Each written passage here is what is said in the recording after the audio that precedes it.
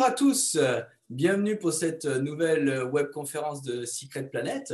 Alors pour ceux qui ne nous connaissent pas encore, nous sommes un tour opérateur de voyages d'aventure et nature avec trois activités principales. La première avec Tamera pour tout ce qui est de voyage, découverte, aventure culturelle, trek et randonnée avec des niveaux différents. Les expéditions polaires et en haute altitude avec Expedition Unlimited, et puis des voyages qui sont plutôt tournés vers la préservation et la sauvegarde de la biodiversité avec Saïga. Aujourd'hui, on a le plaisir de retrouver de nouveau Louis-Marie. Bonjour Louis-Marie. Bonjour. Louis-Marie est grand voyageur, photographe, passionné des peuples nomades et principalement ou entre autres des peuples d'Asie, de Haute-Asie. Alors, on l'avait laissé en octobre dernier sur une première partie où il nous a conté l'histoire des vagues successives et de l'histoire donc de ces peuples nomades qui ont peuplé toute la Haute-Asie. Et aujourd'hui, l'idée, c'était de poursuivre donc cette grande présentation et de savoir ce qu'il en était aujourd'hui de ces peuples nomades. Donc, vous pouvez retrouver cette première partie si vous ne l'avez pas visionnée avant ou si vous n'avez pas assisté à la webconférence sur notre chaîne YouTube. Et puis, j'en profite également pour vous dire que depuis samedi, on a lancé notre chaîne de podcast, donc Secret Planet, que vous retrouvez sur toutes les plateformes justement de téléchargement de podcasts. Voilà. Et donc, je vais laisser la parole à Louis-Marie qui va nous conter voilà, les peuples nomades de Haute-Asie aujourd'hui. À toi, Louis-Marie.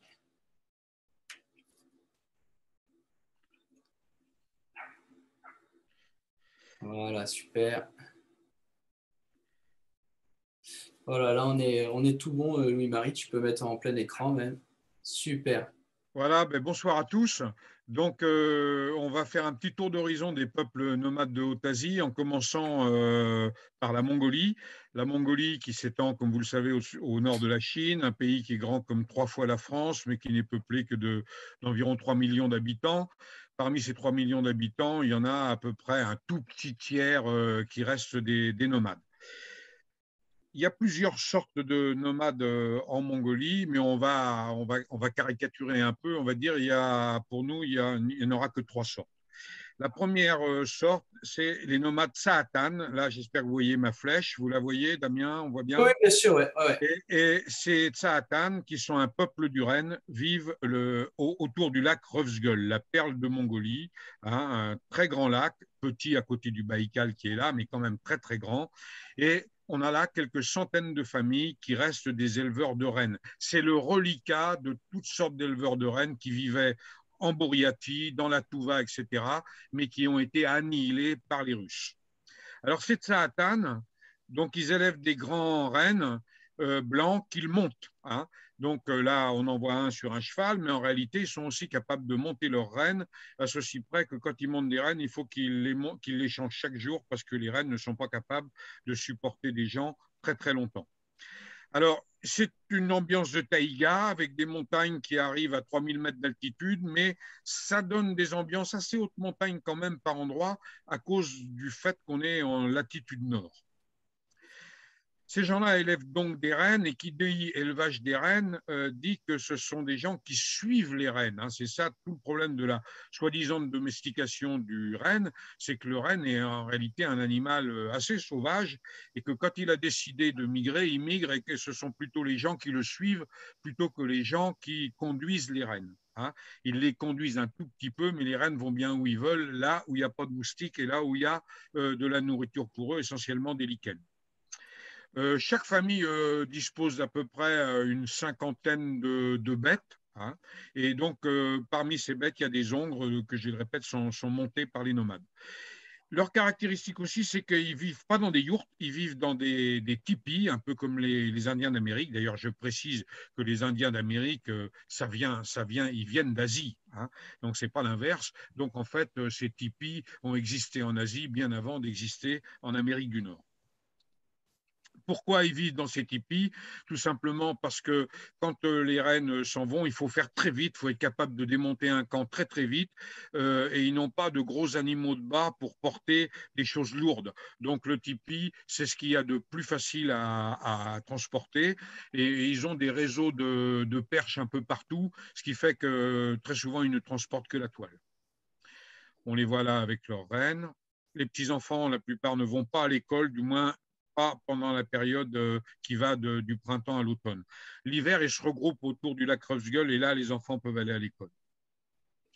On les voit là encore en déplacement. Ces déplacements se font dans des zones soit rocheuses, et là c'est assez facile de marcher, et soit dans des zones extrêmement marécageuses, auquel cas pratiquement on ne peut pas aller à pied dedans. Donc, si vous allez chez les Tsaatan, dites-vous bien que vous serez obligé d'être à cheval. Alors, il n'y a pas du tout besoin d'avoir fait du cheval auparavant pour suivre les Tsaatan. On va au pas dans la taïga, dans des marécages où il y a environ 30-40 cm d'eau. Ça se passe très bien. Et il y a absolument, les animaux sont très dociles. Il n'y a aucune peur à avoir de monter à cheval pour aller voir les Tsaatan. Alors, maintenant, on va passer à un deuxième endroit où j'avais monté un trek. C'est dans la région d'Ouliastai. Et là, on a, vous voyez autour de ma flèche, là, une montagne sacrée mongole qui s'appelle Otrantenger. Une des montagnes les plus sacrées de Mongolie, hein, et qui est une montagne couverte d'un résidu de glacier. On voit là mon fils qui était avec moi sur ce trekking, et derrière la montagne Otrantenger. C'est, à mon avis, le meilleur endroit de Mongolie pour suivre la vie des nomades mongols.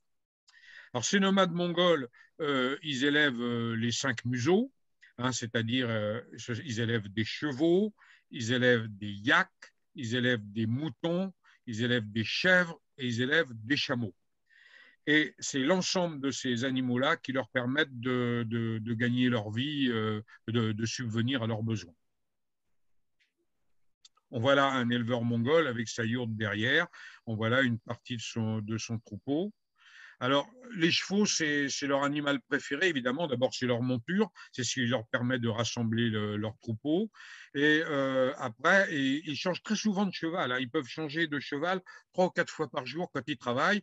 Et pour capturer leurs chevaux, ils se servent de cette grande perche qu'on voit à l'arrière de la photo, qui se termine par une sorte de lasso qu'on appelle l'ourga.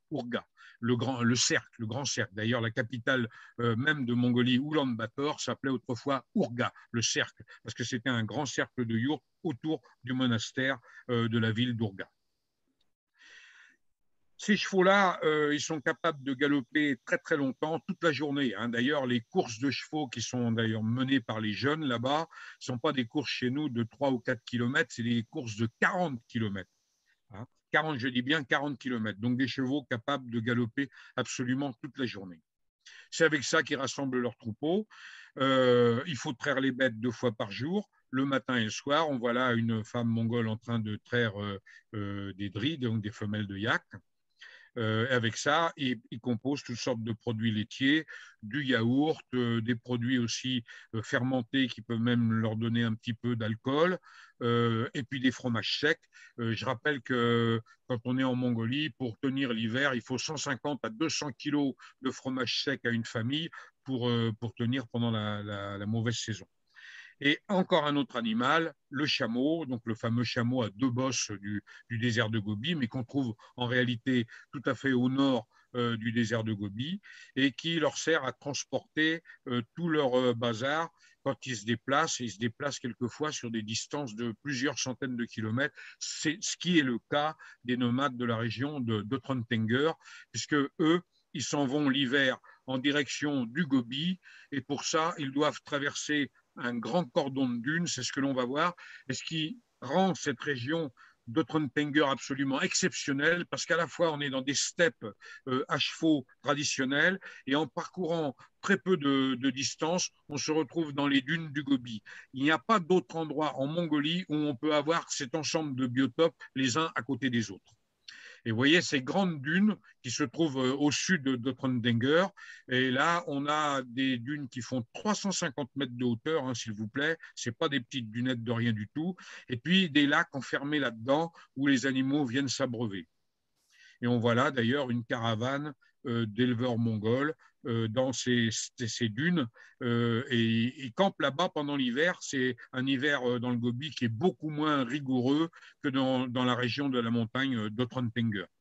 Donc vraiment, moi je conseille aux gens qui veulent découvrir la vie nomade vraiment d'aller en avion d'Ulaanbaatar à Uliastai et là de se diriger vers la montagne de Trøndenger et puis après vers les dunes de Borgorine-Els où là, ils pourront voir la vie complète à la fois des gens dans les steppes et dans le désert de Gobi. On voit là une dernière photo, je crois, de ces nomades mongols en train de traire une femelle de chameau avec le petit chamelon qui est à côté. On amorce toujours la traite avec un chamelon, puis après, on peut prendre le lait. Si on essayait de la traire directement, ça n'irait pas. D'ailleurs, vous voyez que la patte est attachée parce que ils sont assez rétifs les chameaux sont assez rétifs à la traite. Alors, après, on repart sur donc une autre zone. Alors je reviens, excusez-moi, je reviens en arrière, où on trouve des Mongols très intéressants qu'on appelle la région de d'Ulangom. Vous voyez la petite ville d'Ulangom là. Et là, il y a des montagnes qu'on appelle Karkiraturgen, des montagnes qui atteignent aussi 4000 mètres. Et j'ai monté un trek là-dedans. C'est très chouette comme endroit. C'est différent de Trøndenger. C'est plus alpin.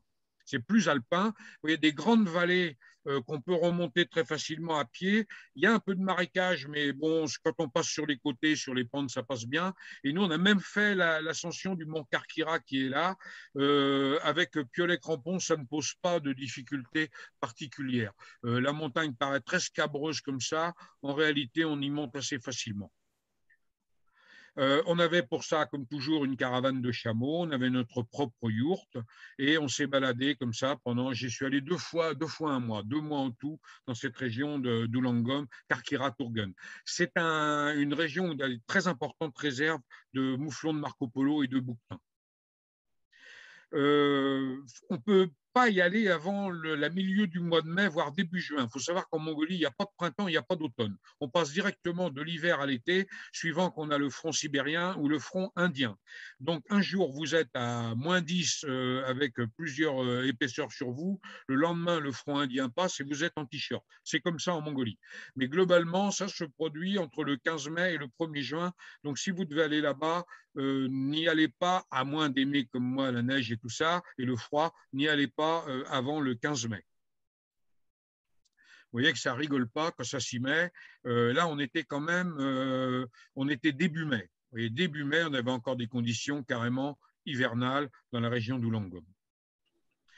Je vous parlais des fromages, ben les voilà, ces petits fromages, ça ne ressemble pas à un Saint-Nectaire. Hein. Ce sont des petits fromages extrêmement durs qu'on ne peut même pas croquer avec les dents. Pour les manger, il faut les mélanger avec de la soupe de choux ou toutes sortes de soupes ou du thé. Hein, ça n'est pas consommable en tant que tel. Et je répète qu'il faut 150-200 kilos de ces fromages-là à une famille pour passer l'hiver. Ils mangent aussi de la viande, bien sûr, mais ce serait une erreur de croire qu'ils mangent du mouton en longueur de temps. Ils mangent plus souvent du pain, de la soupe aux choux et du fromage et du thé que de la viande. Alors, la yourte, ben c'est la yourte mongole traditionnelle, donc qui fait environ 5 à 6 mètres de diamètre. Pourquoi elle n'est pas plus grande? Ben parce que ce serait intransportable. Hein, les pièces seraient intransportables. Une yourte comme ça peut être transporté, feutre compris, avec 2 ou 3 chameaux. Si on était sur des yourtes plus importantes, ça deviendrait ingérable et puis trop long à monter. Donc, faut bien vous dire que les nomades, ils passent toute la journée dehors, ils ne s'y réfugient que pour manger et dormir, et donc une yourte de 5 à 6 mètres, en plus c'est facile à chauffer en hiver, je rappelle que là-bas c'est du -30, et qu'il ne faut pas des volumes trop importants si on veut se tenir bien au chaud la nuit, et quand il y a des tempêtes.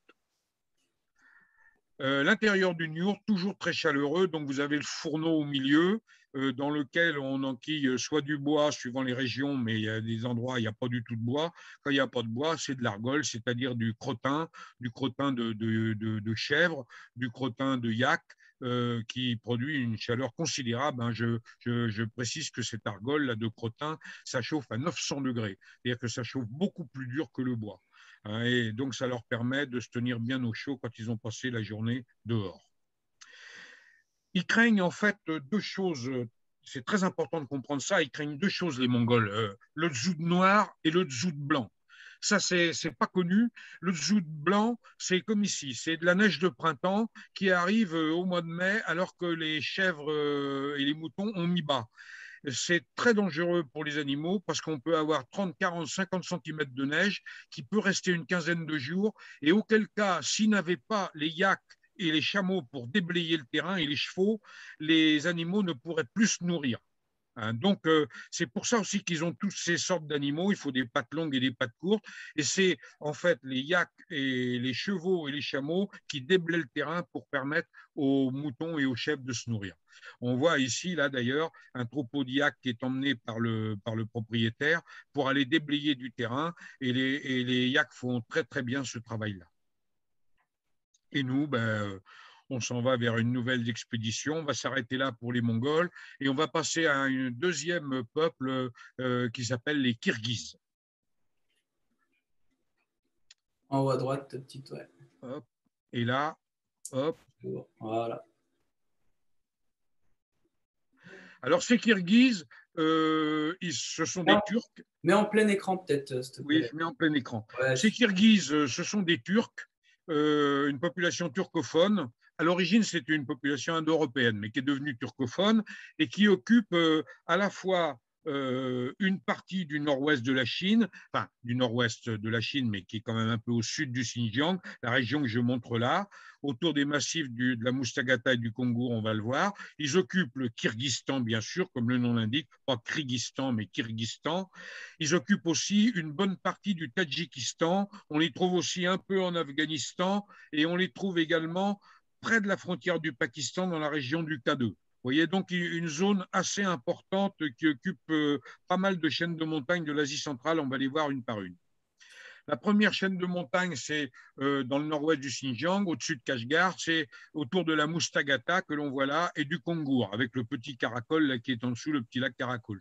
Là, on a vraiment un très grand nombre de campements kirghizes en été. Ce sont des gens qui vivent dans des gourbilles l'hiver, dans des sortes de petits villages plus ou moins de pierre et de terre, et qui montent avec leurs troupeaux dès que le printemps arrive et qui vont rester dans les hauts pâturages jusqu'à l'automne. Donc, autour de la Moustagata, on peut faire sur les traces des Lamayars un trek d'une huitaine de jours autour de la Moustagata. C'est une zone très intéressante. Et puis également autour de l'énorme massif du Kongour. Alors souvent on compare Moustagata et Kongour, ça n'est pas comparable. Le Kongour, c'est une gigantesque montagne, 4500 mètres de parois, ça fait partie des plus hautes montagnes du monde, des plus hautes parois du monde avec le Lhotse. Il n'y a pas de montagne au monde qui fasse plus de 4500 mètres de parois. C'est le cas du Kongour et tous les alpinistes qui s'y sont coltés ont dit que c'était une des montagnes les plus dures du monde. Voilà, alors là, on a un cimetière kirghize au pied du Kongour. Là, vous avez également pas mal de Kirghizes. Et puis après, au Kyrgyzstan, je suis allé les chercher dans cette zone-là des Tian Shan. Les Tian Shan occupent toute la zone du sud et sud-est de l'Issyk-Kul. Et moi, je suis allé chercher dans des montagnes très alpines. Vous voyez ces montagnes qui se trouvent juste au sud du lac. Et vous faites 2 ou 3 heures de voiture, vous arrivez sur ces magnifiques montagnes couvertes de forêts. Et là, vous avez des Kirghizes qui viennent passer là l'été. On voit ici une yourte kirghize dans la forêt. Vous voyez, ils ont essentiellement des troupeaux de moutons. J'y ai vu très peu d'yaks, surtout des moutons. Il faut dire que l'herbe est très verte et quand l'herbe est très verte, on met plutôt des moutons. Quand il y a de la caillasse, on met des chèvres. Et quand on est en altitude, on met des yaks et on met des chèvres cachemire, qui est autre chose que le mouton. Alors on voit d'ailleurs ces grands troupeaux de moutons par un éleveur. Dans ces montagnes des Tian Shan, on distingue la forêt derrière. Donc, c'est un premier endroit où vous pouvez aller les voir, donc exactement au sud du lac Issyk-Kul.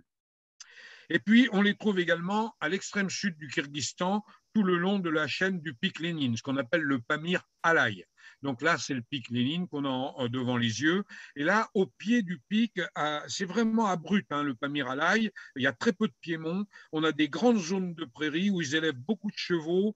Et là encore, des moutons, principalement. Là, j'y ai vu pratiquement aucun yak, très peu, plutôt même des vaches. Hein. Et c'est une zone qui n'est pas facile pour le trekking parce que soit on est à plat, soit on est très vite en altitude et il n'y a pas beaucoup de piémonts pour trekker. On voit ici ces petits bergers kirghizes. Vous voyez, il y a quand même quelques yaks, on les distingue à l'arrière, là, mais ils sont peu nombreux par rapport aux chevaux, aux moutons et aux chèvres. Et puis, on les trouve également beaucoup autour du lac Songkoul, qui est là, donc à peu près au centre du Kyrgyzstan. Là, c'est une zone de moyenne montagne, donc il ne faut pas vouloir y voir des très grandes montagnes, mais c'est une zone très, très intéressante avec beaucoup d'éleveurs. On pourrait extrapoler ça à tout le reste du Kyrgyzstan, mais où il n'y a pas de grandes montagnes pour trekker, c'est vraiment des montagnes, des petites montagnes vallonnées. Et alors là, on les voit autour du Songkoul, là, ces éleveurs. Ils sont très nombreux hein, parce qu'il y a d'excellents pâturages et les montagnes autour sont faciles pour les bêtes. Et il y a peu d'accidents. Donc, ils aiment bien venir là l'été, les Kirghizes. Et là, ben, comme toujours, ils se nourrissent de pâtes fraîches. Là, ils sont en train de faire des pâtes ici, là, pour nourrir les familles. Et puis, ben, tous les produits laitiers, quoi, hein, comme d'habitude. Et puis maintenant, eh ben, on va passer à une troisième zone kirghize qui se trouve au Tadjikistan, dans la région du Mourghab. Là, on a encore un petit lac Karakoul. Des lacs Karakoul, en fait, c'est des lacs noirs, il y en a partout, hein, des grands, des petits. Ça, c'est encore un lac Karakoul. Et on va se promener dans cette région qui est là, dans la région de Djingadjir, au sud du pic Lénine. Et là, on change complètement de décor parce que d'un décor vert du Pamir Alai qui est là, on va passer à un décor semi-désertique des Kirghizes du Tadjikistan. Là, on est au col de Kizilard qui permet de passer du Kyrgyzstan au Tadjikistan. Magnifique col, si bien décrit par Edmond de Poncin dans son formidable récit Chasse et exploration dans la région des Pamirs au siècle dernier. Et c'est grâce à ce récit que je suis allé là-bas et tout ce qu'il dit reste encore d'actualité aujourd'hui. Et là, on a la chance d'avoir un camp de chasse pour la chasse aux mouflons de Marco Polo. Bon, je ne suis pas pour, mais enfin, n'empêche qu'ils ont mis des grandes zones en réserve pour préserver les mouflons. Et c'est un endroit où on peut voir assez facilement des mouflons de Marco Polo et des grands bouquetins de Sibérie. S'il n'y avait pas ces camps de chasse, je pense qu'il n'y aurait plus d'animaux parce que ce qui permet de les préserver, c'est qu'on paye très cher pour les chasser. Vous voyez, on est dans ces montagnes vraiment désertiques. Alors, c'est vraiment génial à parcourir. Je l'ai parcouru pendant un mois. Le problème, c'est que j'ai eu des difficultés à monter des treks parce qu'ils ont très peu d'yak et on peut pas. C'est très difficile d'avoir des animaux de bas pour partir au long cours. Or, si on n'a pas d'animaux de bas, on passe pas. Pourquoi on passe pas? Parce que les rivières sont très très larges. Vous voyez une vallée ici, les rivières font souvent 1 kilomètre de large. Et je ne plaisante pas, c'est 1 kilomètre de large. Alors, ça ne veut pas dire qu'il y a de l'eau sur 1 kilomètre, ça veut dire que vous avez plusieurs torrents sur ce kilomètre. Vous avez de l'eau souvent jusqu'aux genoux, mais des fois jusqu'au ventre, et qu'il y a pas mal de courants, et que si vous n'avez pas d'animaux de bas, c'est mission impossible pour traverser. Et ça, je n'ai pas tout à fait résolu le problème. C'est facile d'avoir un yak ou deux si on part en solitaire ou à deux. C'est très difficile d'avoir une dizaine ou une douzaine de yaks pour partir avec un groupe. Le terrain est absolument magnifique et c'est bourré d'animaux sauvages. Donc là, c'est un endroit merveilleux, c'est un des endroits les plus beaux que j'ai vus en trekking de ma vie. Et là, on est vraiment au sud du pic Lénine. On continue. Là, vous voyez ces vallées, enfin, ça rend dingue avec ces nuages et tout. Il y a un changement de temps permanent du matin au soir. Pas toujours du ciel bleu, mais vraiment, c'est un endroit extraordinaire. Et vous voyez, là, moi, je n'ai pas chassé le mouflon de Marco Polo. Par contre, des massacres de mouflons de Marco Polo, j'en ai trouvé beaucoup, notamment dans les zones avalancheuses. Il arrive qu'un troupeau de 30 peut disparaître dans une avalanche. Et puis, l'année d'après, on ne retrouve plus que les cornes. Vous voyez que je porte parfaitement bien les cornes de Marco Polo. Et puis, le dernier endroit où on trouve des Kirghizes, C'est tout près de la frontière du Pakistan, toujours en Chine, mais tout près de la frontière nord-est du Pakistan, dans la région du K2 qu'on a là sous les yeux. Donc, je suis allé 2 fois au camp de base du K2 avec des Kirghizes. Là, on a la zone. Donc, à chaque fois, on partait en gros d'ici, on traversait comme ça. Hein, ça nous prend environ une quinzaine de jours par le col d'Agil pour arriver au camp de base. Et là, vous avez pas mal de Kirghizes dans toute cette zone. Un peu plus au nord, c'est des Tadjiks, on y reviendra. Et puis, là, ce sont ces éleveurs kirghizes qui nous permettent, comme je vous le disais, de traverser les rivières, parce que là, au K2, c'est le pompon. Au niveau des rivières, on a vraiment des rivières extrêmement larges, profondes, pas profondes pour les chameaux, mais un homme ne peut pas les traverser. J'insiste, c'est impossible à traverser pour un homme. Il faut soit avoir un petit bateau gonflable et une grande longueur de corde, environ 100 mètres de corde, je dirais. Si vous avez un petit bateau gonflable avec de la corde et puis en ramant bien, et après en retirant pour les suivants le bateau, on doit pouvoir y arriver. Ça serait la seule méthode parce qu'à pied, c'est là vous allez au casse-pipe si vous n'avez pas de chameau. Alors, ces Kirghizes, ils ont des yourtes qui sont assez différentes des Mongols. Vous voyez, le clayage est beaucoup plus large et surtout, eux, ils n'ont pas de piliers centraux, c'est-à-dire que ce sont les perches, vous voyez, les perches sont courbées et ça permet de maintenir le tonneau, c'est-à-dire le cercle central, sans perche au milieu, ce qui fait que l'espace est beaucoup plus libre que dans une yourte mongole. Voilà, on voit une deuxième vue de cette yourte avec le montage. Et là, on est à l'intérieur, vous voyez ce grand espace de la yourte kirghize avec un chef kirghize que j'ai beaucoup fréquenté dans la vallée d'Yamboulak. Ils ont aussi, ce sont des spécialistes du feutre. Hein. Vous voyez, c'est très très beau, très beau tapis de feutre qu'on a au sol. Et puis aussi, ils font de la vannerie. Vous voyez ces grandes cloisons de vannerie. Ça, c'est spécifique aux Kirghizes et puis aussi aux Kazakhs. Ces Kirghizes, ils élèvent comme les Mongols, ils élèvent tous les animaux. Ils ont beaucoup moins de chevaux que les Mongols parce que le terrain est beaucoup plus montagneux et s'y prête moins bien, surtout enfin, dans les régions de montagne. Mais je ne les ai jamais vus avec autant de chevaux, à part au Pamir-Alai, que les Mongols. Par contre, ils ont pas mal de yaks et ils ont beaucoup de moutons et de chèvres cachemire. Parce que la chèvre cachemire donne une laine excellente à partir de 4000 mètres d'altitude. En dessous de 4000 mètres d'altitude, la chèvre cachemire donne une laine de mauvaise qualité. Donc, il n'y a que vraiment les montagnards qui peuvent élever des chèvres cachemire. Et aussi, ils traient 2 fois par jour et ils font des fromages pour tenir l'hiver. Je répète que tous ces gens-là ne sont pas des nomades à 100%. Ils vivent dans des villages l'hiver et ils montent du printemps à l'automne dans leur campement nomade. Ma copine. Et là, on les voit faire le travail du lait, vous voyez, dans ces grandes bassines qui leur permettent à la fois de faire le yaourt, le fromage et de temps à autre de faire des boissons fermentées qui leur permettent de passer des bonnes soirées. On voit une grande yourte kirghize. La plupart des yourtes kirghizes ne sont pas couvertes d'une toile comme celle des Mongols, mais sont simplement couvertes de feutre isolant. On voit là l'espèce de petite étagère très haute pour mettre les fromages à l'abri des prédateurs. C'est pour ça qu'ils les mettent en hauteur, pour ne pas que leur fromage asséché pendant plusieurs jours soit saccagé par les malfaisants. Ils fabriquent bien sûr aussi leur pain. Alors, ce n'est pas eux qui produisent leurs céréales. Hein. Donc, c'est des échanges en général, produits laitiers échangés et cuir et viande échangés contre de la farine et du thé. C'est le grand principe de ces échanges entre populations montagnardes et populations de plaine.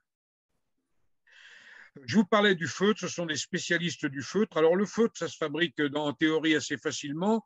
Vous disposez de la laine sur un tapis et après vous le mouillez et vous le roulez. C'est ce qu'ils sont en train de faire là.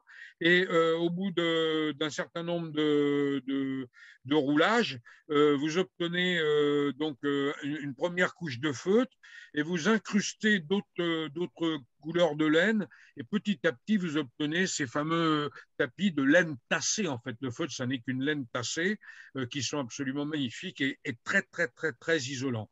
On voit encore en dessous là les magnifiques rideaux de vannerie qui disposent dans les yourtes et qui leur servent aussi pour rouler les tapis de feutre. Ils font aussi beaucoup de tissage. Hein. Autrefois, d'abord, ils tissaient tous leurs vêtements. Aujourd'hui, c'est plus le cas. Ils achètent la plupart, comme nous, des vêtements chinois. Mais ils font encore quand même des tapis de haute laine et différentes, des petites tentes aussi en toile pour quand ils doivent bivouaquer un jour ou deux. Enfin, un certain nombre de choses en tissage, mais le tissage, ça se perd plus que le feutre. Et la plupart du temps, les Kirghizes, contrairement aux Mongols, migrent avec des camions. Ça, c'est dû à la colonisation russe qui a apporté ces camions et qui a fait des routes et des grandes pistes pour contrôler les nomades. Et depuis cette époque-là, dans pas mal de régions, pas partout, mais les Kirghizes ne migrent plus avec des chameaux, ça dépend. Dans la région du K2, ils migrent encore avec des chameaux. Et dans d'autres régions, partout où il y a des pistes et des rivières pas trop importantes à traverser, ils migrent avec des camions. Et là, alors on va passer maintenant à une autre région qui est la région, donc je reviens en arrière, la région du Haut-Altaï, qui est là, la région des Grands Lacs, avec les montagnes aussi qui font 4000 mètres d'altitude. Et puis, d'autres treks que j'ai montés par là, dans la région de Rovd et de Tolbo, dans la région de Sambagarav, que je considère aussi comme des plus intéressantes, mais on y reviendra tout à l'heure parce que là et là, ce ne sont pas des Kirghizes qui vivent, mais des Kazakhs. Donc une autre population originaire du Kazakhstan, mais qui est venue habiter aussi en Chine et qui est venue habiter en Mongolie pour fuir la colonisation russe. On voit ici ces Kazakhs, du cavalier kazakh au bord des grands lacs du Haut-Altaï. Nous, on avait des chameaux, là encore. On voit en bas le glacier Fetchenko, qui est un glacier qui fait une trentaine de kilomètres de long, avec cette formidable montagne, le mont Ruiten, au fond, qui fait un peu plus de 4000 mètres d'altitude. C'est assez facile d'aller sur le glacier sur plusieurs kilomètres. Ça n'est pas dangereux et c'est très intéressant. Voilà notre guide kazakh. On avait là encore nos propres yourtes. Les gens appréciaient beaucoup de dormir la nuit dans des yourtes, même quand on était en trekking. Et ça les amusait beaucoup de monter la yourte. Et c'était assez épique le soir. On ne met pas plus d'une bonne demi-heure pour monter la yourte. Et ça nous permet d'avoir un lieu très chaleureux pour passer la soirée. Ce qui n'empêche pas d'avoir des tentes pour deux personnes à côté. Puis cette région du Tsambagarav, là aussi on a des montagnes de 4000 mètres d'altitude, mais dans une ambiance très gobi en fait. Hein. Et là, les Kazakhs viennent se réfugier parce qu'il fait moins froid que dans le Haut-Altaï. Ça dépend des endroits. C'est toujours difficile de dire ça parce qu'il y a des endroits en haute montagne, quelquefois il fait moins froid qu'en bas dans les steppes. Les microclimats il y a des différences de microclimat énormes dans ces régions-là. Voilà la région des Tsambagarav. On est très vite dans des régions vraiment type Gobi, beaucoup de chameaux là-dedans, et puis beaucoup de chèvres cachemire. Il y a quand même des pâturages. Les rivières ne sont pas très larges, donc faciles à traverser. Très belle région, magnifique. Hein. Dès qu'on prend de la hauteur, on a de très très beaux belvédères. On était encore toujours avec nos fameuses caravanes de chameaux. Moi, je suis abonné au yak et aux chameaux depuis 40 ans.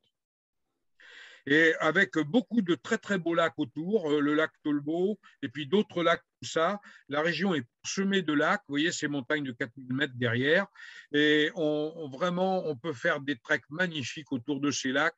Je vous conseille cette région des Tsambagarav, et puis à côté une montagne qui s'appelle Rorserk, qui est la plus belle réserve de Mongolie pour les mouflons de Marco Polo et les bouquetins. Donc Tsambagarav, Rorserk, ça c'est des treks que Tamera devrait monter le plus vite possible, que j'ai jamais rien vu de si beau en Mongolie. Et c'est dans cette région qu'on trouve la plupart des aigliers kazakhs. On chasse avec des femelles d'aigle beaucoup plus puissantes que les mâles. On leur apprend à chasser. D'abord, on les capture, on les dresse sur une corde pendant une quinzaine de jours, un mois, en leur donnant à manger et en les habituant à sauter sur les petits bouts de viande qu'on leur donne. Petit à petit, on allonge la corde. Ça peut paraître assez cruel, mais c'est comme ça qu'on fait. Et au bout d'un certain temps, l'aigle prend l'habitude d'obéir aux ordres de l'éleveur, et bientôt on peut lâcher les cordes et l'expédier sur un lièvre ou un loup ou tout ce qu'on veut, ou une marmotte, et fidèlement l'aigle revient à l'appel de son maître. C'est magnifique à voir. J'ai eu la chance de voir plusieurs fois ses entraînements et ses chasses. C'est un des plus beaux spectacles qu'on peut voir en Haute-Asie. Je vous disais qu'ils élèvent des moutons, des chèvres. On les voit là dans ces grands pâturages au pied des grandes montagnes. Et là, on les voit en train de tondre en quelque sorte. Alors, le mot tondre ne convient pas parce qu'on arrache le poil. Ce n'est pas de la laine, hein, c'est du poil. C'est une chèvre. Le poil qui est sous le ventre, on l'arrache avec ces espèces de grands peignes qui ressemblent un peu à des peignes à myrtille, là. Et on arrive à récolter à peu près 200 grammes par chèvre, jusqu'à 300 grammes, je crois, pour les plus grosses d'entre elles.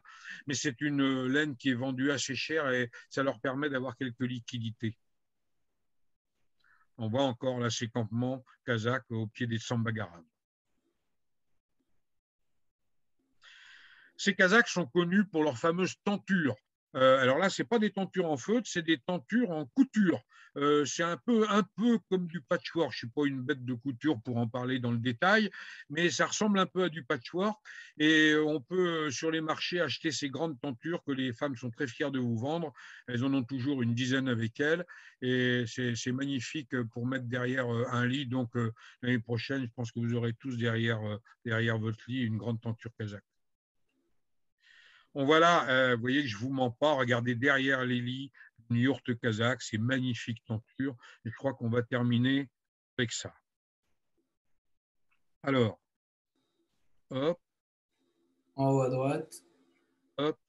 Là, j'essaye de faire plus petit. Ouais, voilà. Voilà. En haut à Maintenant, droite, en haut à droite, je ferme là. ouais, Et là, maintenant, je ferme ça. Non, non, non, non, non, non. Tu reviens là avec ta Je flèche. reviens en arrière là. Ouais, voilà. Alors là, oui, parce qu'il me manque encore. Nul. Ouais. Voilà, il me manque les Wari et les Goudjars. Est-ce que j'ai le temps?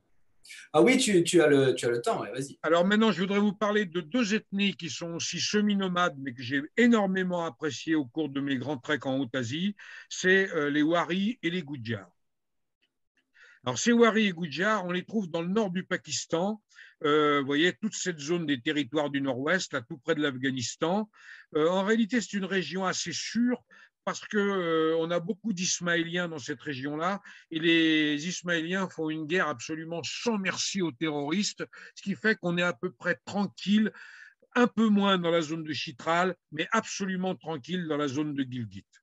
Hein, donc, vous pouvez y aller en sécurité. Vous voyez que le K2 dont je vous parlais avec les Kirghizes, ils sont là.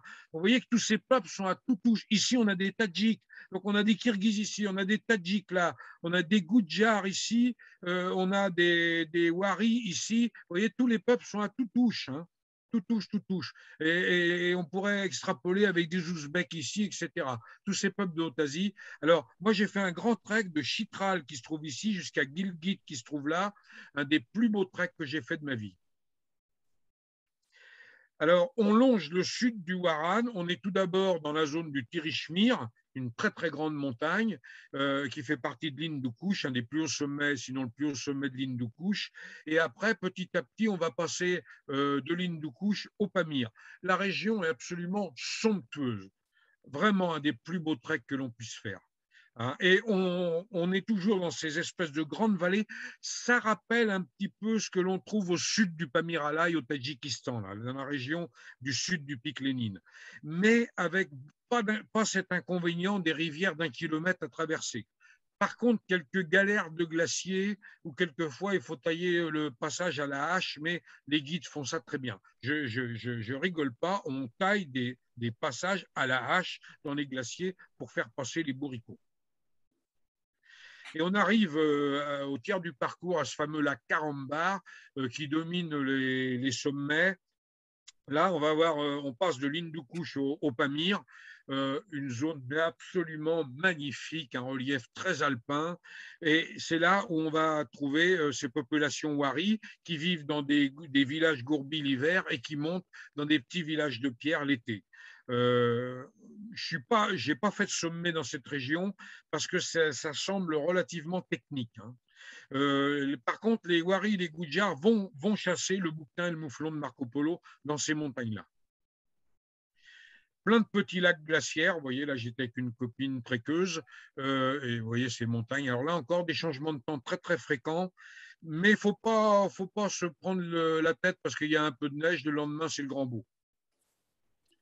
On a les quêtes, et vous voyez, là, on circulait avec une caravane de yaks cette fois. Il y a quand même des torrents à traverser, c'est bien d'avoir des yaks, mais jamais des torrents comme on peut avoir dans les Kunlun ou dans certains autres endroits dont je vous ai parlé, où c'est des vraies galères pour traverser des torrents. Là, c'est plus facile. Alors, ces Waris, ce sont des Tadjiks, hein, on dit les Waris, mais du nom de Waran. En réalité, ce sont des Tadjiks, c'est-à-dire c'est une population iranienne, hein, de souche iranienne. Ce sont des très bons cavaliers qui, on va le voir, font du polo en haute montagne, hein, du fameux polo là, avec les cannes. Et ils vivent dans des petits villages de pierre. On voit ici des femmes Waris. Et ils ont beaucoup de troupeaux. Donc, ils ont quelques chevaux montés par les hommes pour garder les troupeaux et ils ont beaucoup de troupeaux de moutons et de chèvres cachemire.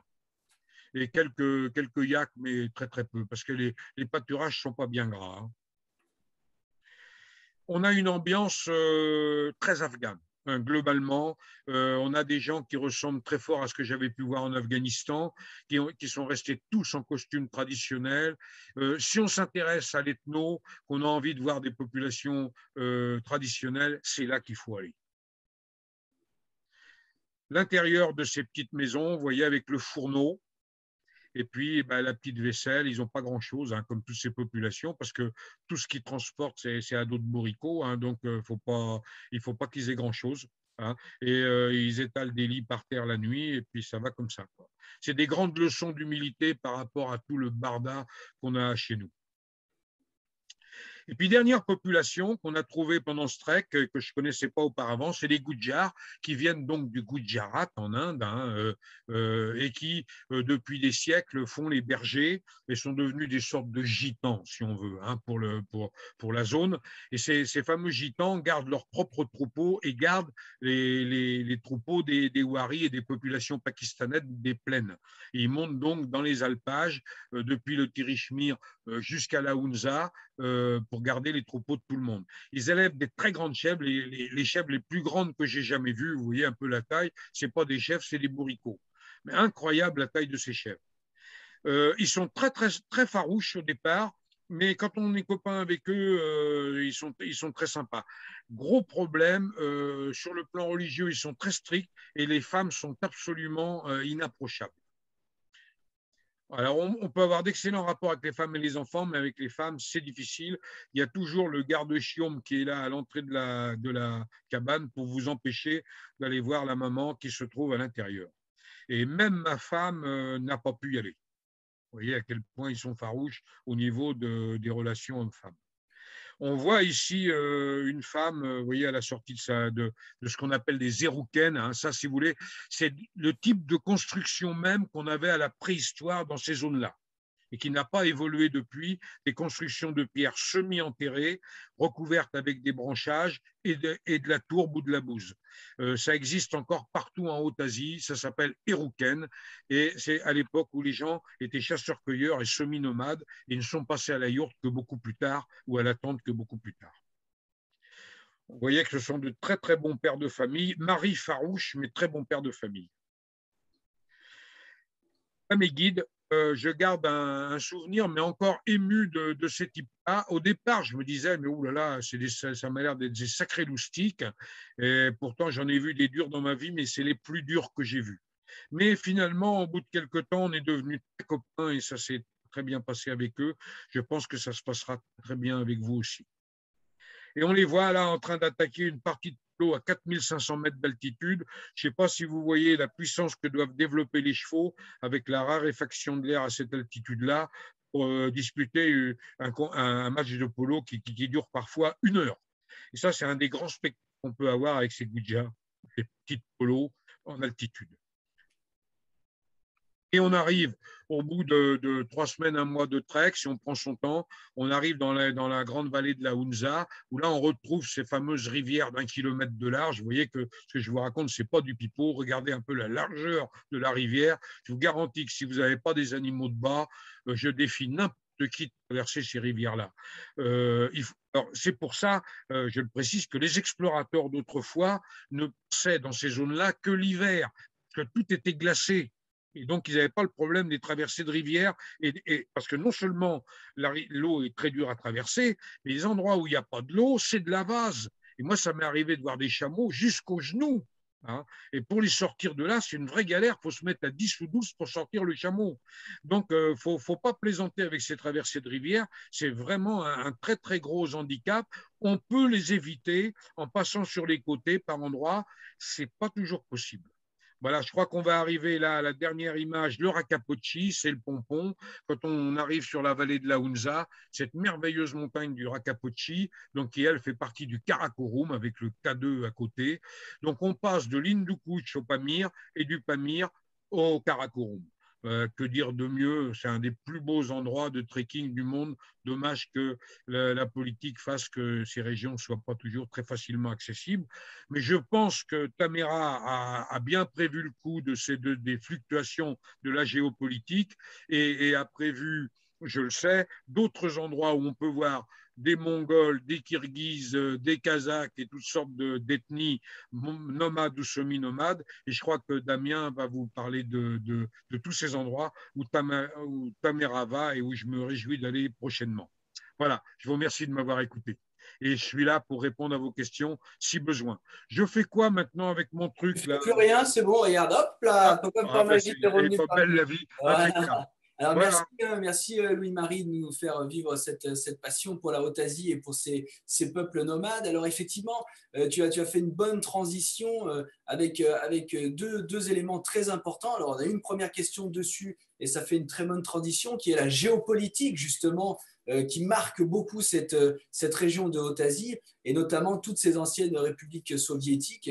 Et tu as très bien expliqué, tous ces peuples sont éparpillés. On retrouve des Ouzbeks au Kyrgyzstan, des Tadjiks voilà, parce que le découpage a été vraiment fait à la va-vite. À la hache. Voilà. Donc, je ne sais pas si tu veux en dire un mot, mais c'est vrai Oui, que alors en voilà, fait, pour cette région, il faut bien prendre en compte la géopolitique et toutes les frontières peuvent à la fois se fermer, se réouvrir. Donc, c'est là-dessus où on est très attentif pour pouvoir faire des sortes de traversées. voilà, alors si vous voulez, il faut voir que toute cette Asie centrale, elle a été conquise dès le 19e siècle par les Russes. Par des Cosaques. Et au départ, c'était une sorte de protectorat, et donc en fait, les populations nomades se moquaient des frontières. Mais après, il a commencé à y avoir l'époque du grand jeu avec les Anglais qui étaient en Inde et qui remontaient sur le nord du Pakistan. Et là, Staline et d'autres avant lui et Staline ont décidé de faire des frontières partout, bien précises, pour séparer les empires russes de l'empire anglais. Et puis, il a aussi pris une deuxième précaution, c'est de bien séparer les peuples nomades dans plusieurs pays pour éviter les révoltes. Et ce qui fait qu'on retrouve des Kirghizes en Ouzbékistan, qu'on retrouve des Kirghizes au Tadjikistan, qu'on retrouve des Tadjiks au Pakistan. Puis souvent, les populations ont fui vers d'autres pays. Et c'est pour ça qu'on retrouve des populations Tadjiks, Kirghizes, Kazakhs, notamment en Chine. Parce que ce sont des populations qui ont fui la colonisation russe. Et après, ils ont été à nouveau rattrapés par la collectivisation chinoise. Et certains Kazakhs aujourd'hui sont en Turquie parce qu'ils ont fui la colonisation chinoise. Donc vous voyez que ces peuples, c'est une fuite permanente devant l'occupant. Voilà. Aujourd'hui, c'est assez difficile, d'après ce que je sais, d'aller sur le Kongour et la Moussagata, c'est-à-dire dans la partie chinoise du Xinjiang, avec, vous savez, ce qui se passe pour les Ouïghours, qui, eux, sont un peuple de plaine, encore que j'ai vu dans les Kunlun des bergers ouïghours à 5000 mètres d'altitude, c'est-à-dire le record du monde de bergers qui vivaient à l'année dans les Kunlun. Donc, bizarrement, une population d'oasis se retrouve être les bergers le plus haut du monde, à 5000 mètres d'altitude dans les Kunlun. Hein. Mais pour ce qui concerne cette zone, c'est assez problématique. Par contre, vous pouvez aller très facilement au Kyrgyzstan et au Tadjikistan. Donc là, vous avez deux grandes zones, je les ai expliquées.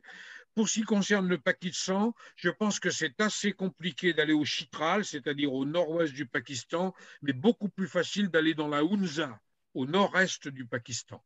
Voilà, j'ai à peu près fait le tour. Oui, c'est ça. Et puis, ce qui est Et puis très. alors la Mongolie, où là tout est possible, c'est-à-dire on peut voir les Tsahatan, on peut voir les Mongols et on peut voir les Kazakhs de Mongolie. Alors, juste pour terminer justement sur ce côté un peu géopolitique aussi, ce qui est très amusant, et je pense que là aussi tu dois avoir des petites anecdotes, mais ce qui est très amusant, c'est que chacun a son chapeau différent. Donc ça, c'est aussi une manière de les reconnaître.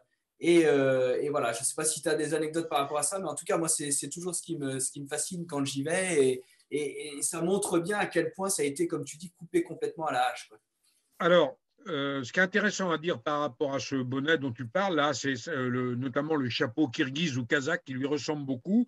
En fait, aux époques anciennes, les Chinois appelaient ça les bonnets pointus, les peuples des bonnets pointus. Et à l'origine, ces bonnets-là n'étaient pas portés par des Turcs, ils étaient portés par des populations indo-européennes.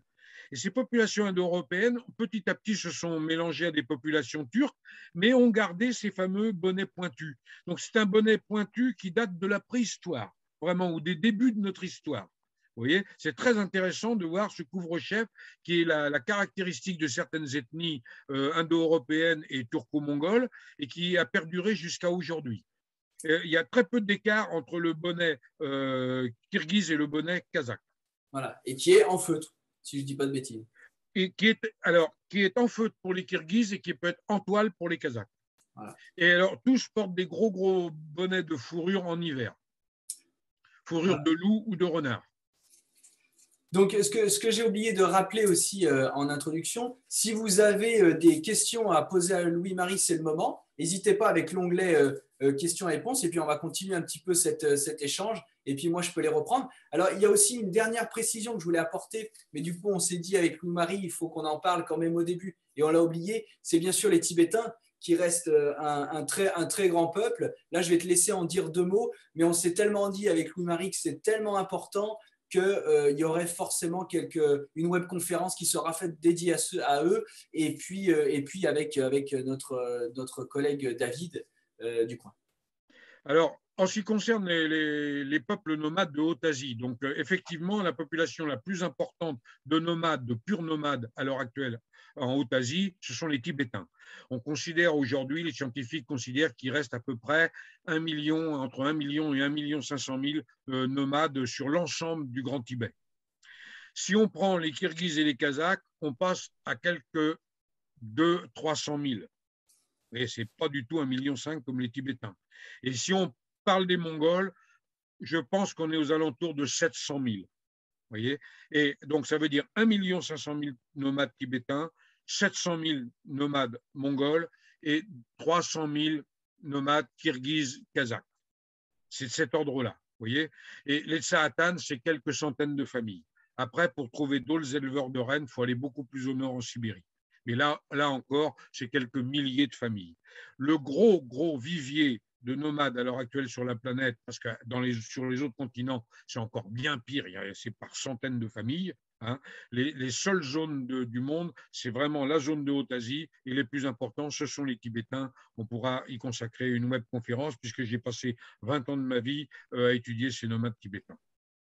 Alors, justement, si on veut faire un tour assez rapide, hein, parce que bon, l'idée c'était aussi ça, parce que c'est vrai que toi tu nous racontes, tu passes tu passes toujours beaucoup de temps dans tes voyages, et les gens n'ont pas forcément autant de temps. Donc c'est vrai que l'idée c'est qu'on va dans la plupart des régions dont tu as cité. Il y en a quelques-unes encore où on ne va pas, et naturellement c'est des choses qui devraient arriver assez rapidement, comme tu le disais. Si on reprend assez brièvement par pays, c'est vrai que la Mongolie, on va dans le Tsambagara. Alors là, il faut juste une petite mise à jour, mais il sera de nouveau en ligne rapidement. De toute façon, on vous enverra les liens de tous ces voyages. Donc là, on y va dans une traversée donc sur l'Altaï. On va également dans l'Altaï voir les Kazakhs, éleveurs d'aigles, comme tu le dis, où on a une petite immersion sur plusieurs jours, de mémoire c'est 4, où on vit leur quotidien. On est avec eux donc sous la yourte, on voit leur chasse.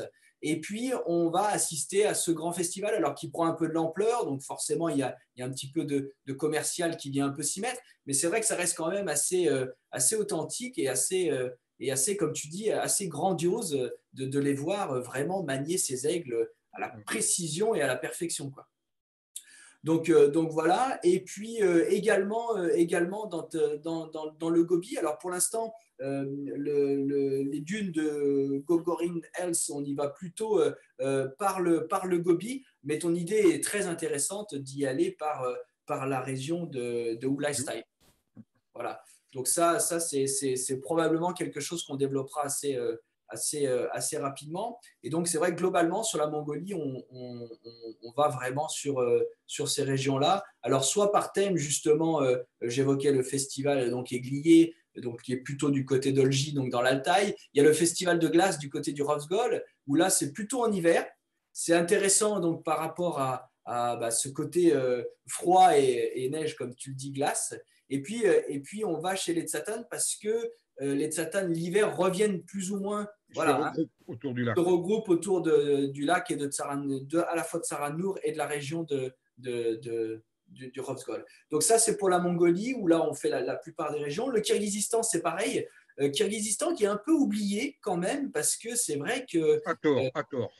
À tort, exactement à tort, parce qu'il y a un contact qui se fait assez facilement. Il y a des zones, moi je me souviens, comme tu l'as très bien dit, le lac Songkul, où il n'y a pas besoin d'être un grand trekker et de faire une grande traversée. On est posé autour du lac, c'est absolument magnifique.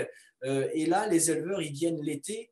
On est à peu près à une altitude de 3002 et tout autour, on peut monter sur les différentes collines, les pétroglyphes. C'est très facile et c'est vraiment un coin qui est assez sympa. Il y a des centaines d'éleveurs. Exactement. On dort sous la yourte, comme tu l'as très bien montré, les yourtes de feutre. Et puis, on va également dans la région à la fois du Pamir, Pamir Alai, et on a un grand voyage. D'ailleurs, j'ai vu qu'il y avait Eliane Sarda qui nous parlait du Pakistan, j'y reviendrai, mais qui a fait un voyage au Kirghizistan qui est également en ligne, où là, on est sur une vingtaine de jours et on va vers cette région. Alors, c'est là où il faudra juste que je vérifie, mais on va vers cette région que tu as très bien montrée de Karakol, qui n'est pas tellement connue justement pour les treks.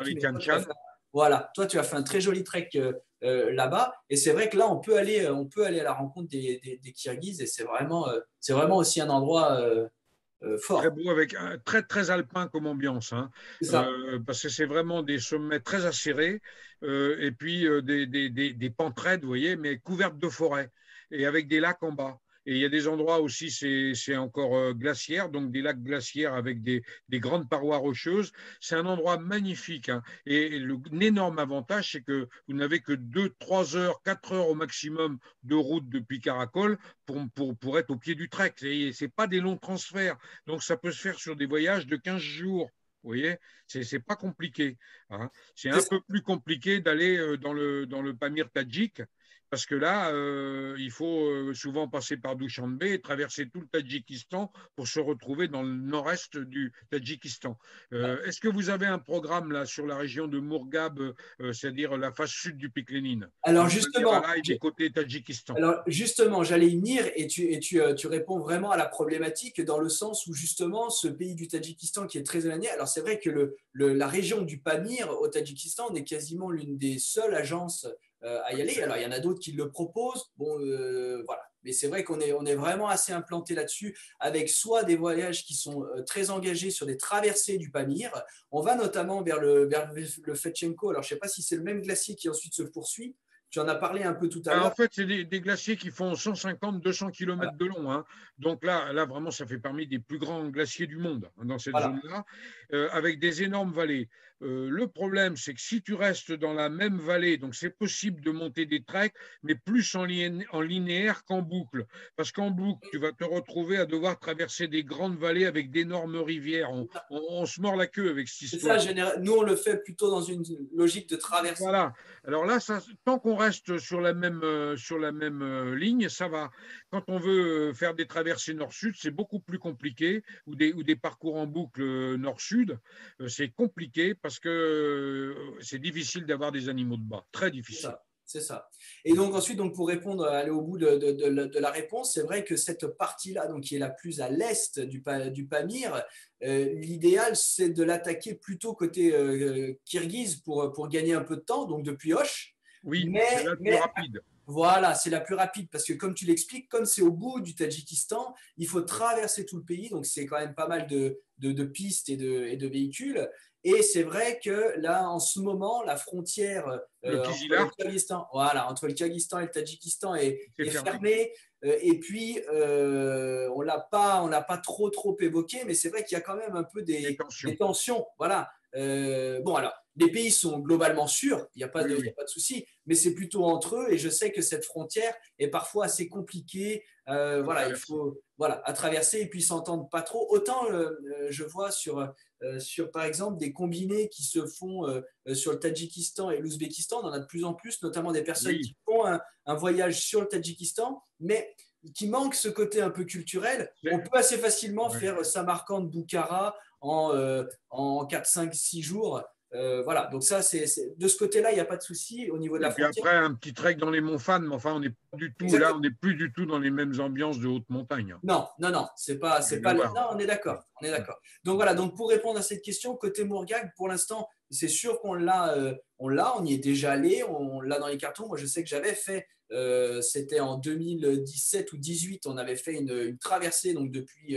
le Kyrgyzstan pour éviter cet aller-retour au Tadjikistan, pour éviter de faire une boucle en fait. Mais c'est vrai qu'il y a l'aléa de la frontière et il y a l'aléa aussi des vols qui arrivent sur Hoche, parce qu'un coup, il y a des vols internationaux qui peuvent y arriver. Mais moi, je sais que, bon, passé un temps, Turkish Airlines, qui est quasiment la seule qui se pose, avait annulé ses rotations. Donc, c'est vrai que c'est toujours difficile de mettre en place. Mais effectivement, c'est un peu la meilleure façon de l'aborder. Donc, voilà. Donc, Kyrgyzstan, on va quasiment dans tous les endroits que tu as cités. Le Tadjikistan, est beaucoup effectivement au Pamir, et on a un œil sur cette région-là, et notamment celle que tu as montrée avec de très belles montagnes. Et puis la Ouza, au nord Pakistan, vous allez dans et ensuite, voilà, c'est là où j'allais terminer, puisque je vois que Eliane vraiment tombée amoureuse de cette région-là. Et pour répondre aussi à ta question, Eliane était avec Barbara, donc qui est en charge de toute la partie Pamir et du Pakistan, qu'elle connaît très très bien, était du côté de Chitral en septembre dernier. Donc voilà, donc là, on va vraiment dans cette partie. Je te rejoins également sur le côté très sécure, puisque ismaélien, et c'est vrai que toute cette vallée de la Hunza et aussi de côté K2 est vraiment très très intéressante pour cela. Voilà. Ouais. On y va aussi beaucoup à l'occasion de festivals, pour le Joshi notamment. Donc ça c'est également au programme chez nous. Voilà, je vois qu'il y a peut-être des petites questions. Alors, il y a Paul qui pose une question sur les paysages qu'on retrouve dans le film Urga. Alors, je sais pas. Alors, pour retrouver ce genre de paysage, le meilleur, c'est la région de Haut-Renttinger, là, dont je parlais. C'est ça. Hein. Là, vous retrouvez, pour avoir un concentré des paysages de Mongolie, c'est la région de Haut-Renttinger la meilleure, et de loin. Parce qu'on a à la fois cette ambiance de steppe purement mongole, et en faisant quelques dizaines de kilomètres vers le sud, 150 au maximum, on se retrouve dans des dunes du Gobi et des zones de Gobi. C'est le seul endroit de Mongolie où toutes les ambiances comme ça sont très proches les unes des autres. Ailleurs, il faut faire des centaines de kilomètres pour passer d'une zone à l'autre. Voilà. Et il y a une autre question de Hervé. Donc là, on y va, je précise, on y va à partir de la ville d'Ouliastai. Voilà, c'est ça. Dans le donc centre ça, c'est quelque chose, voilà, sur lequel on est très. Et la montagne s'appelle Haut-Renttinger. Très intéressé.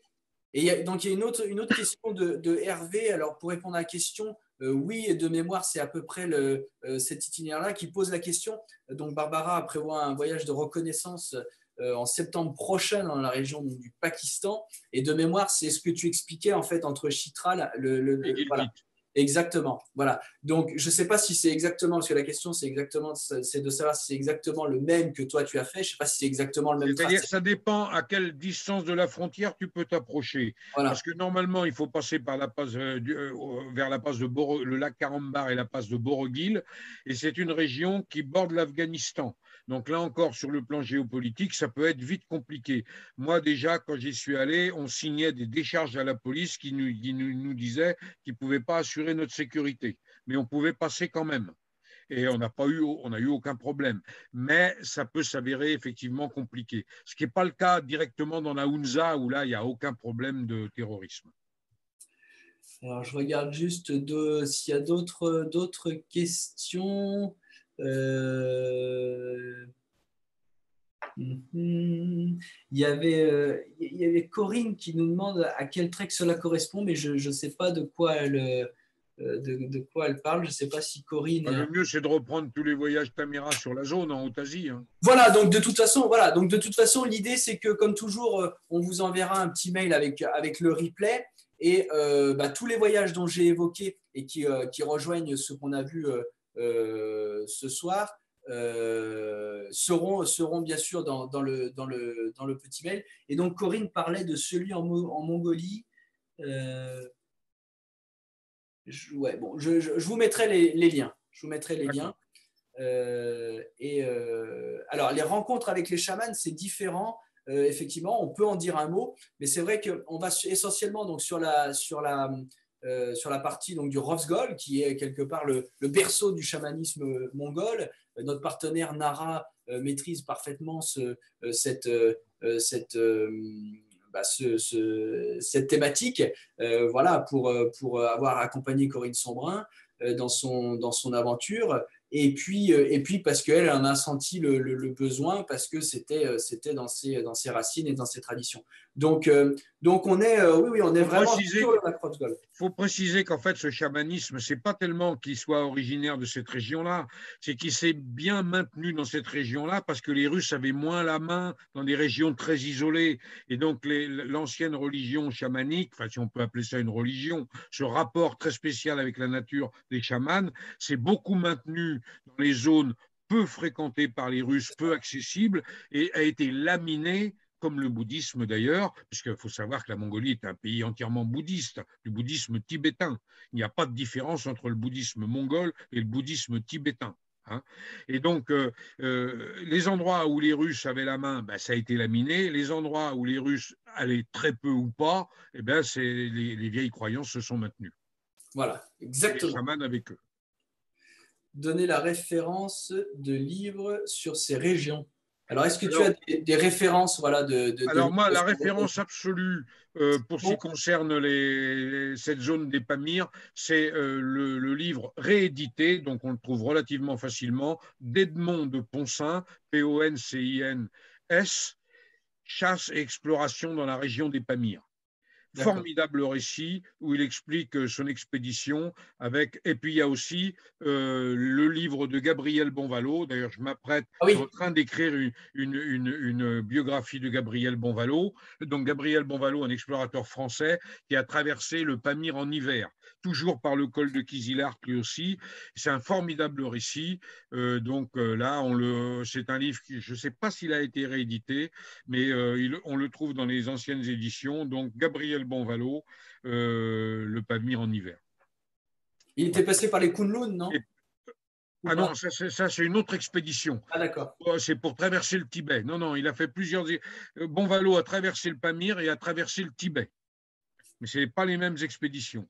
Et puis, il faut absolument aussi lire sur la zone kirghize et kazakh et tout ça, les bouquins, formidables bouquins d'Ella Maillard. Oui. Donc là, notamment, son fameux bouquin Oasis interdite,